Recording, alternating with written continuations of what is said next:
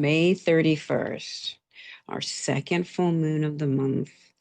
Let's close out this powerful time of May, where there are two full moons ending our transformation, bookending our planting of the new seed. So, my name is Adrienne. I am a professional practicing astrologer, Reiki Shihan, and Empowerment Doula. And I'd like to take the fear out of the cosmos. Now, whew, okay, full moon, full moon. Everybody has that thing about the full moon. So, it's a full moon, of course, all the crazies come out, blah, blah, blah, blah. And here we are in May, this month of fertility, this month of flowers, abundance of flowers.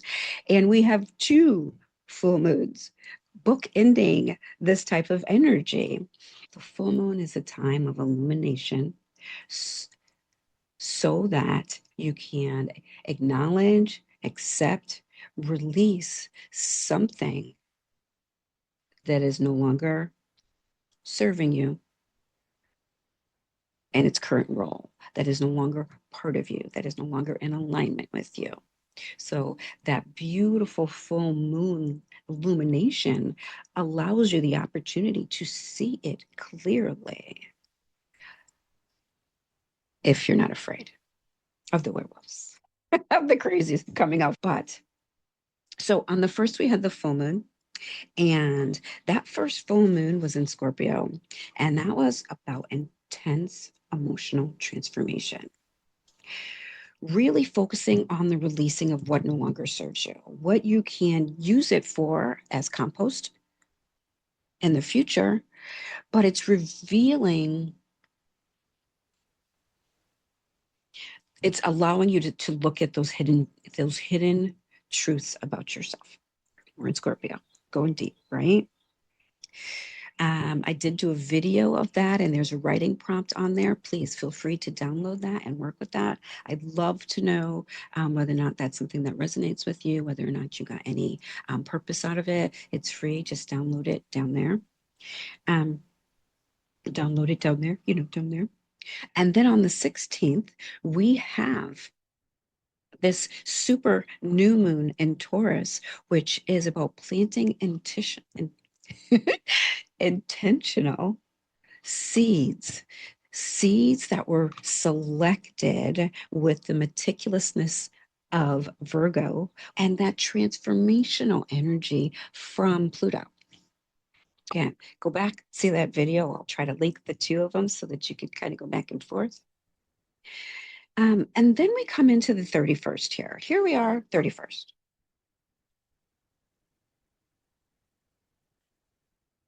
And it's a full moon in Sagittarius. It's called the blue moon. So there's a couple of things. I hope I don't lose track of things here, but it's a time of saying goodbye. You're looking at the blue moon reflection in the water, and you're taking one final look before you say goodbye. And this mirror reflection isn't about adding tears or shedding tears of regret, shedding tears of fear. It's about the one final look before you close the chapter. So as you're taking a look at these things, these topics that are being brought to the table, that are being handed to you to think about, what is your truth in your transformation? What is your truth that you are regenerating and transforming into?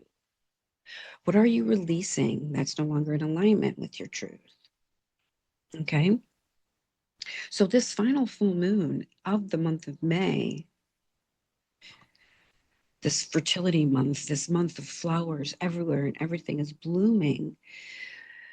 In order for you to continue to bloom, you have to release some things. And this opportunity of the full moon on the 31st is giving you that opportunity to look and see and say goodbye to that final chapter of the self-doubt, the unworthiness, those feelings around it that you know in your truth are not true. Okay? This full moon invites you to now reach, because you let these things go. So now you have the opportunity, the possibility to now reach and expand in your truth, expand in the adventure of your truth. It's in Sagittarius, the arrow, shooting it off. Okay. So,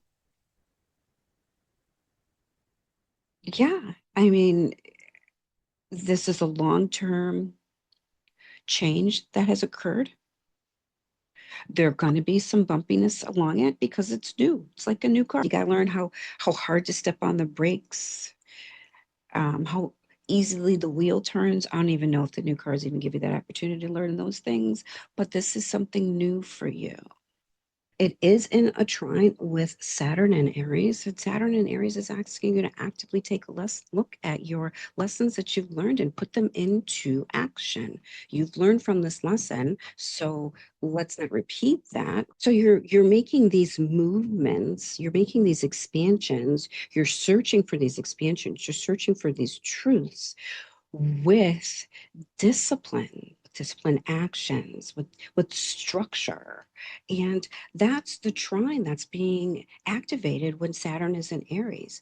Saturn in Aries is very disciplined. It's very focused on mature, disciplined actions. So with that being in trine with this full moon that's telling you to take action, to search for your truth, to expand in your truth, to just say goodbye to that old, that one final goodbye in the blue moon mirror, so that you can close this chapter. Closing this chapter. And you've got that sense of maturity from Saturn, that maturity, that discipline from Saturn, knowing that this is the end of the chapter, but not the end of the lesson, because that lesson is coming through for you as compost in your growth. Take a moment and connect with our cards.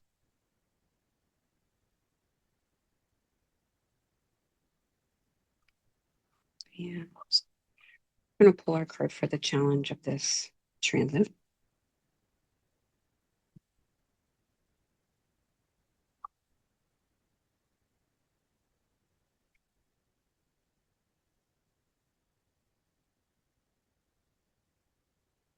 And the gift.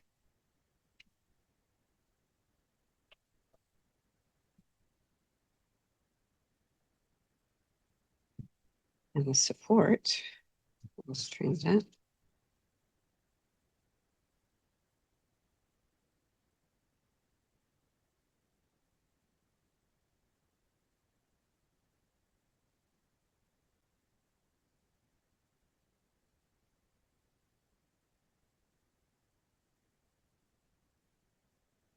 So this is going to be our challenge card, our support card, and our gift.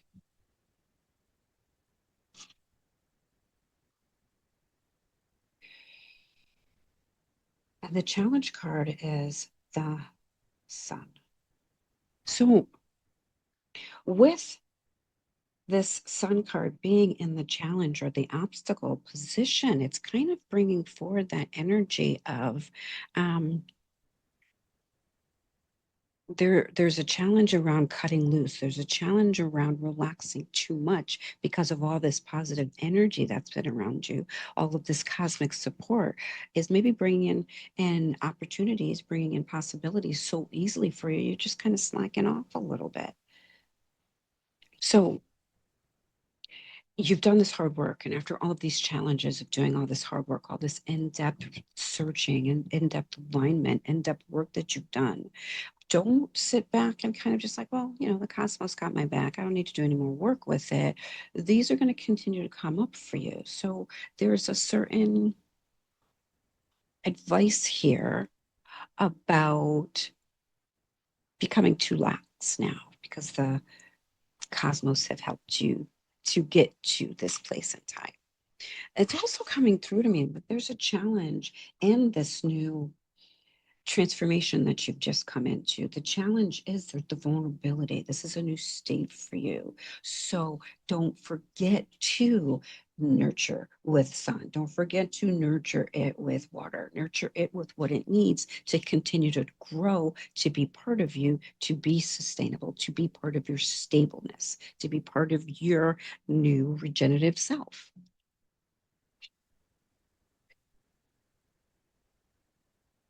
So the support in that is the sensitivity card. Here we are, we're looking at our vulnerabilities again. This brings up the vulnerabilities of this new self that we've just now created, this new thing, this new seed we just planted. We've got to nurture it. We've got to continue to take care of it and treat it in such a way because it is at a stage in its growth that's sensitive. It's at a stage in its growth where it can either live or die. It can't really sustain it by itself. It needs something, an additional work. It needs to have conditional work put onto it. And there's a sense of protection that comes in with this card. Like you create the sensitivity, you create the level of protection that you're going to give to this new beginning that you've now created by closing the chapter and what's no longer serving you. And you need to continue to take care of it. And the gift is the King of Swords. The King of Swords is about air, your thoughts, your speech. So to be the king of your thoughts, you've mastered your thoughts. This is a reflection of you closing that book. You have mastered that thought. That which you thought was, that which you were told was, I'm not good enough, I'm not worthy. Close that book. You are the master of your mind. That is not your perspective. That is not your thought pattern any longer. You realize its importance at the time. You realize what it did for you. And now we close the book and we move on to the next and we evolve into the next. I love that this gift card is reminding us that this is a change. Number 5 is not always considered stable. It's looked at like the rocking chair. So this change is something that you're going to continue to work with. You're going to continue to create from a space of maintaining the sensitive seed, the sensitive newness, this vulnerable newness, creating that protective barrier here. That's the support. And here, you're protecting it and you're continuing to allow it to grow. You're continuing to contribute, whether it's affirmations, whether it's mantras that you say every morning, whether it's dancing to empowerment music every morning. You're continuing to feed and nurture this new you, this new thing that you planted into the ground. Cosmos have helped, but don't forget, you got to do some work as well. You got to continue to nurture, water, give sunshine, give nutrients, feed, whatever. You must continue. All right. So I want to sincerely thank all of you that are following me. Thank you so much. If this resonates with you, if it resonates with someone that you know, please like, subscribe, and share it. You can reach out to me at sageconnections.net. You can follow me on my Instagram page. That's at the bottom down there. I'm getting the hang of this new level of information streaming that I'm doing so that the transits leave you in a space where you feel empowered and not that things are just happening around you.